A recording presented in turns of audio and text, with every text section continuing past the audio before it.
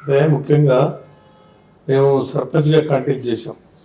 మేము 20-25 ఏళ్ళ సంది సర్వీసులో ఉన్నాము. మొన్న ఈ టీఆర్ఎస్ ప్రభుత్వం ఉన్నప్పుడు జనరల్ మైల్ అవకాశం వచ్చినప్పుడు మళ్ళీ మా మేడంకు టికెట్ ఇప్పించడం జరిగింది. మరి ఆ యొక్క ఎలక్షన్ రేస్లో టోటల్ ఇస్నాపూర్ అంటే ఒక మినీ ఇండియా.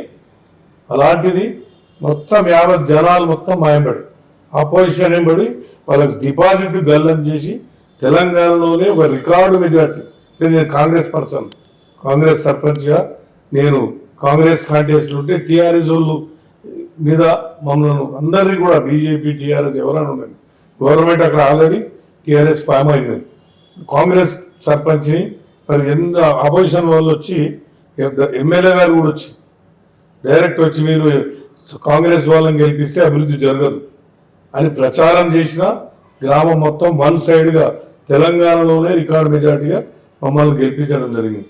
4600 పైచులకు మెజార్టీ మా మీద ఇలవడ్డ వాళ్ళందరూ కూడా డిపాజిట్ వెళ్ళదు.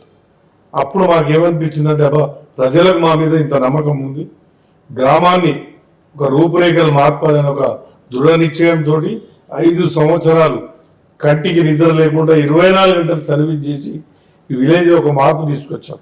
అది మా ప్రత్యేకత.